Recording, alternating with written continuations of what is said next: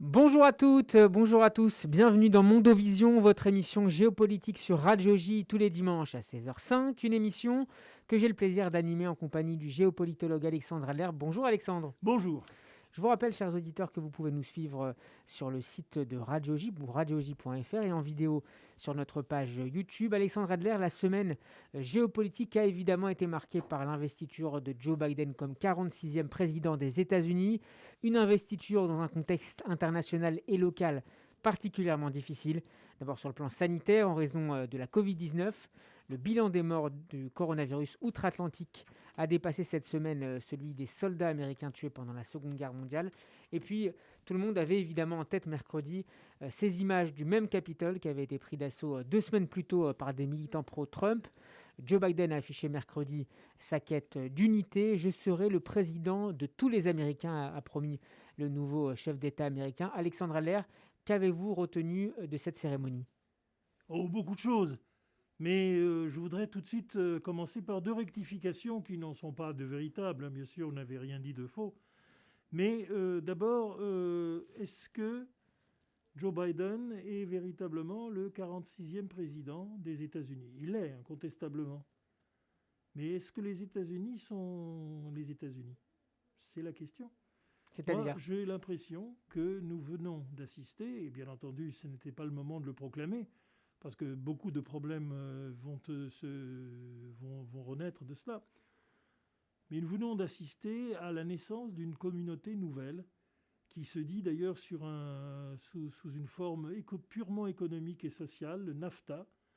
Mais on voit très bien que l'Amérique, qui bien entendu demeure une puissance de portée mondiale, est en train, à cause justement des coûts très importants qu'elle a subis sur le plan géopolitique, sur le plan humain.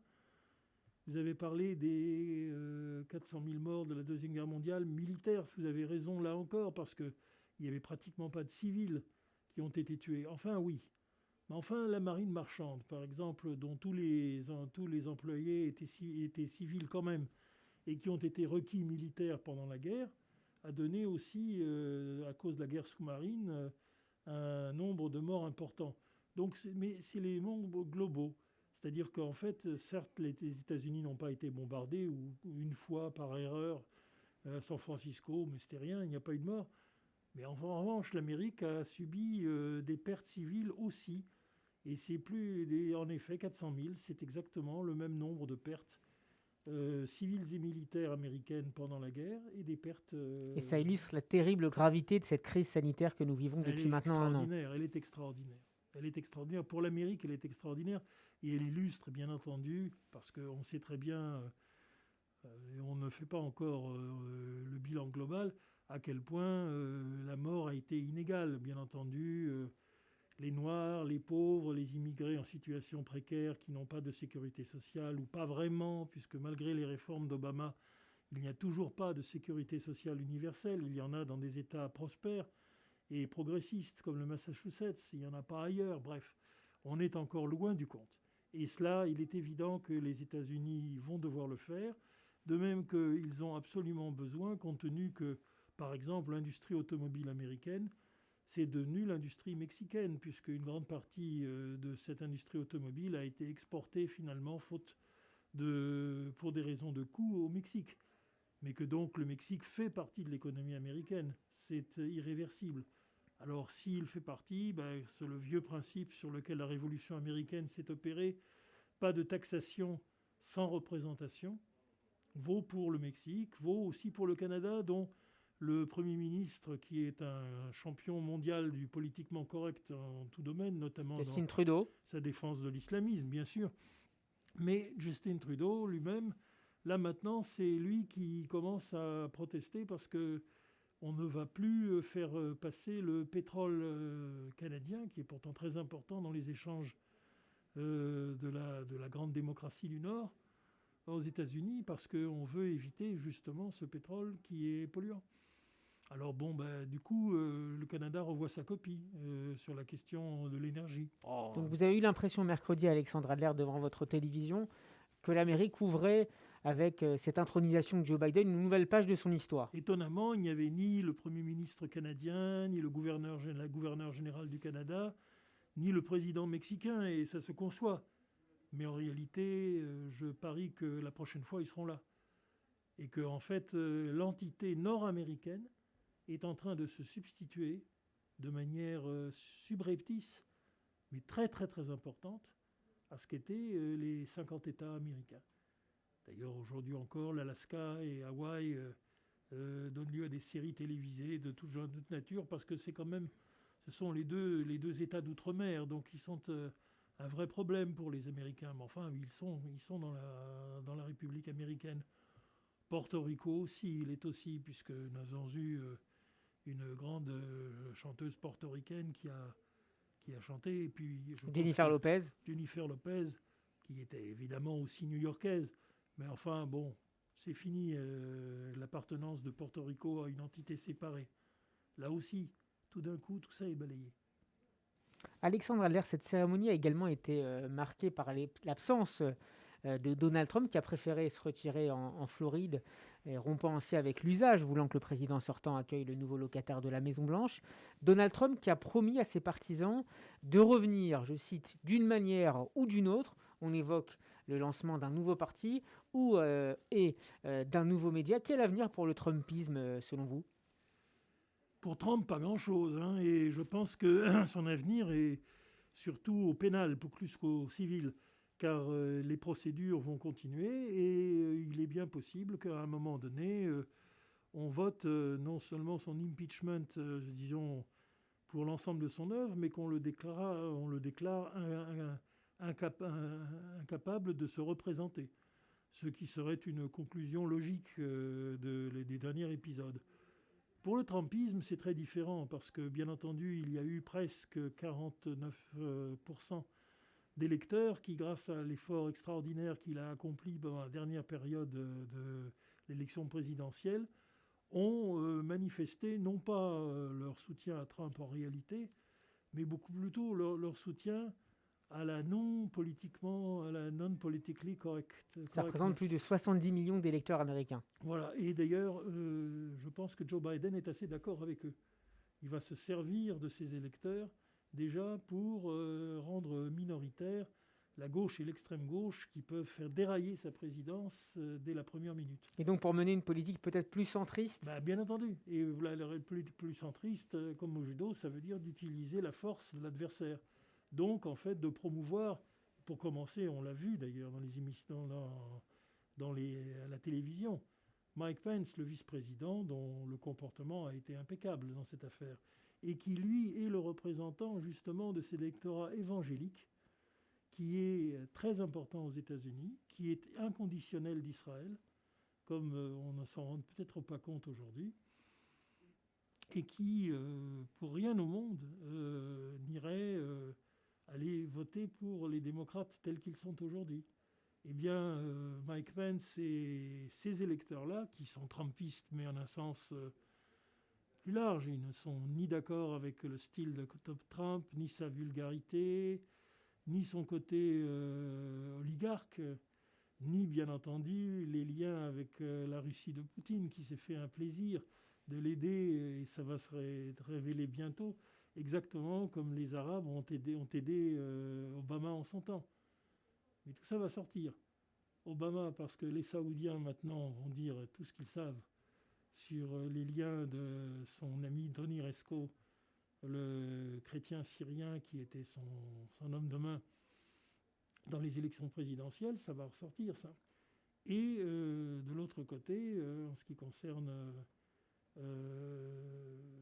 les pro-soviétiques, toutes les interventions de Poutine en faveur de Donald Trump en 2016. Donald Trump qui pensait assez intelligent, parce qu'ils pensent l'Amérique tout le temps, les gens du KGB. Qu'avec Trump, ils étaient sûrs de mettre la confusion aux États-Unis et de paralyser l'Amérique pendant 4 ans. C'était bien raisonné. Donc j'espère qu'il y a des ordres de Lénine ou l'équivalent qui ont été distribués aux partisans de la candidature Trump. Donc vous pensez que sur le plan politique, le Trumpisme peut incarner une alternative au Parti républicain pour un certain nombre d'Américains dans les années à venir ? Pas le Trumpisme, Mais cette combinaison de majorité morale, de réprobation contre le style de vie, de racisme, mais qui va essayer justement à travers l'idée évangélique de montrer que non, ils ont plein de latinos et même d'électeurs noirs qui, comme eux, sont des chrétiens fondamentalistes. C'est tout à fait vrai d'ailleurs. Mais enfin, ça ne fera que illusion. Mais bien entendu aussi, je pense que dans l'esprit américain, et c'est là où Trump est définitivement, la page sera tournée, eh bien, ces drapeaux sudistes, ce suprémacisme blanc, cette haine de la population noire, ce n'est pas admissible. Et donc, les amis de Biden, dont la droite voudra se débarrasser, ils ne le choisiront pas parmi des Africains américains, parmi des gens d'origine indienne, comme la vice-présidente, qui est assez populaire. Non, non, non. Ils vont prendre Kamala Harris. un blanc permanent et qui est pris la main dans le sac dans la politique d'influence. Là, ici, au profit de l'Iran, au profit de je ne sais pas qui. Et pour ma part, je pense que celui qui est en difficulté, c'est un homme qui est non seulement blanc, mais juif. C'est le vice-président Biden, le secrétaire d'État américain Anthony Blinken. Voilà, Blinken, qui est le troisième personnage de l'État, qui dirige, en théorie, la politique étrangère du pays. Et étant donné les déclarations qu'il a faites sur l'Iran, sur le fait qu'il faut maintenant s'entendre avec les mollahs, etc. Justement, j'attends sa confirmation par le Sénat. Justement, on va continuer à parler à la fois de Blinken et de l'Iran. En Israël, Benjamin Netanyahou a appelé très rapidement mercredi, en fin de journée, Joe Biden à renforcer l'alliance entre Israël et les États-Unis, notamment face à la menace iranienne. Le président américain élu pense que si l'Iran revient dans les clous, nous le ferons aussi. Et ça, c'est ce qu'a déclaré justement le nouveau chef de la diplomatie américaine, Anthony Blinken, lors de son audition au Sénat le 19 janvier dernier. Comment Jérusalem doit se préparer à ces très probables prochains mois qui seront marqués par la reprise des pourparlers entre Washington et Téhéran? De toute façon, Blinken va multiplier les fautes. Il a déjà fait des éloges de Téhéran et il a indiqué sa volonté de s'écraser sur absolument toute la ligne. Alors, il a quand même rappelé, Alexandre, que l'avis d'Israël sera évidemment pris en compte dans les négociations qui allaient s'ouvrir. Oui, ça, c'est ce que lui a dit le président. Mais on va voir. Il va essayer de saboter. On verra bien. Pourquoi le pensez-vous, Alexandre? Parce que je le connais.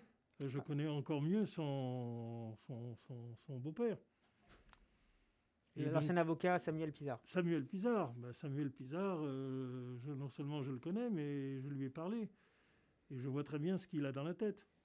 C'est évidemment un déporté d'Auschwitz, incontestable. C'est un homme courageux. C'est un pro-soviétique complet, traditionnel. Et maintenant, c'est toujours le politiquement correct. On va voir. On va voir exactement ce que la ligne Samuel Pisar va pouvoir faire. Mais ça va friter tout de suite. Pourquoi ? Parce que ce n'est pas possible. Alors, qu'est-ce qui n'est pas possible ? Eh bien, effectivement, c'est qu'en Iran, les choses vont avancer de manière telle que je pense que la pression pour des élections libres et sincères en Iran est absolument inarrêtable. C'est une immense vague. En revanche, en Turquie, où là, la fierté nationale n'a pas d'inférieure à celle de l'Iran, et où la situation est plus complexe, compte tenu du prestige que la politique impériale que mène Erdogan lui a permis d'avoir, et en tout cas le prestige qu'il a dans les masses populaires turques, et aussi, bien sûr, dans les cadres moyens de l'armée. Ils sont quand même très flattés que l'Empire ottoman avait encore une hégémonie en Libye. Même le pauvre Mustafa Kemal est allé combattre là-bas, les Italiens, en 1911. Et il contrôlait la Syrie, l'Irak. C'est le cas aujourd'hui. Alors, évidemment, dans ces conditions, on voit bien que le personnage difficile, c'est Erdogan. Et qu'il faut se débarrasser d'Erdogan. Et ça, je pense que le président en est conscient. Et ce n'est pas du tout ce que veut Blinken. Alexandre, pour revenir au dossier iranien, quelle serait la meilleure stratégie pour pour Jérusalem face à cette reprise des négociations que j'évoquais? Est-ce qu'il faut laisser ces négociations se mener sans prise de parole publique négative, comme ça avait pu être le cas sous Obama, ou très très vite s'opposer à la reprise, à un retour au JCPOA, l'accord qui avait été signé en 2015 par la communauté internationale et l'Iran? Non, il faut d'abord intimider Obama pour qu'il n'ait pas de poids dans la politique de Biden. C'est ce que Biden souhaite, mais il faut l'aider sur ce plan. Mais Quand vous pensez qu'Obama pourrait influer d'une manière ou d'une autre j'ai vu son Biden? attitude. Il pense c'est lui qui a fait Biden, que Biden est à son service. Et il va commencer à lui parler avec l'arrogance qui le caractérise. C'est un personnage extrêmement arrogant, comme tout le monde a dû s'en apercevoir. Et donc, il faut lui dire que non, ce n'est pas du tout... c'est Biden, le président, ce n'est pas Obama. Et je pense que Kamala Harris sera une alliée de poids dans cette lutte contre l'influence d'Obama. Ça, je pense que les Israéliens peuvent faire comprendre à Obama qu'un certain nombre de choses ne seront pas tolérées. Et deuxièmement, bien sûr, tout a changé parce que l'Arabie saoudite a changé. Elle a donné, comme tous les États arabes, tout son argent pour faire élire Obama. Aujourd'hui, ce n'est pas le cas. Aujourd'hui, l'Arabie saoudite est le premier allié d'Israël. Ce n'est plus la même chose. Et dans ces conditions, on va voir un petit peu et on va peut-être arriver, grâce à l'aide saoudienne, à se débarrasser avec la société civile turque, qui est largement prête à ça, mais surtout ses élites civiles et militaires, d'Erdogan, enfin. Mais ce ne sera pas facile, et pour cela, il faut que les Américains aient de la fermeté. Or, je termine l'équation, Blinken n'a aucune fermeté.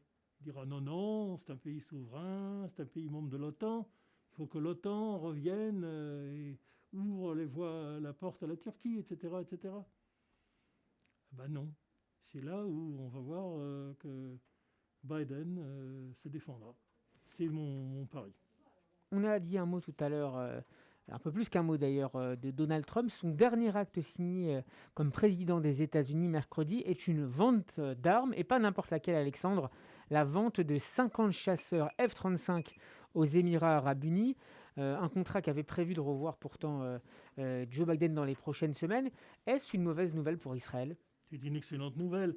Bien entendu, les Israéliens ont un peu protesté parce que ça donne de la technologie aux Émirats, qui bien sûr sont les alliés d'Israël, mais quand même. Enfin bon, c'était tout à fait pour la forme.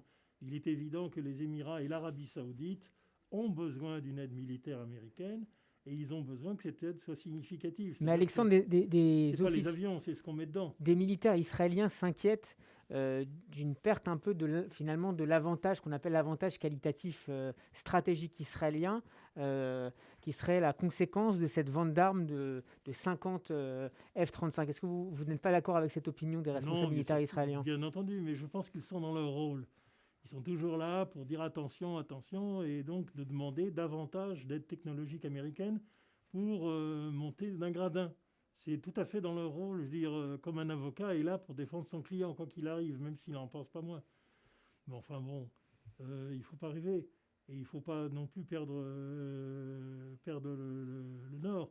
C'est-à-dire qu'aujourd'hui, il n'y a pas d'allié plus fondamental pour Israël que les Émirats et l'Arabie saoudite. Et ceux qui, par bêtise, iraient contrevenir à cette alliance sont les pires ennemis d'Israël. Il faut voir si on veut vaincre véritablement les adversaires d'Israël, et ils sont nombreux encore, et qui est notre allié. Mais notre allié, c'est Adel Jouber, l'homme fort de l'Arabie saoudite, et derrière lui, évidemment, les dirigeants des Émirats, dont le fils du cheikh Zayed, Mohamed Ben Zayed. Point à la ligne. C'est la fin de ce numéro de Mondovision, l'émission de géopolitique d'Alexandre Adler présentée par Steve Nadjar. Merci, cher Alexandre, d'avoir décrypté pour nous cette actualité géopolitique très américaine cette semaine. Merci à vous, chers auditeurs et auditrices, de votre fidélité. Vous pouvez retrouver cette émission en podcast sur notre site radioj.fr, une émission également disponible en vidéo sur YouTube. À dimanche prochain, Alexandre, pour un nouveau numéro de Mondovision.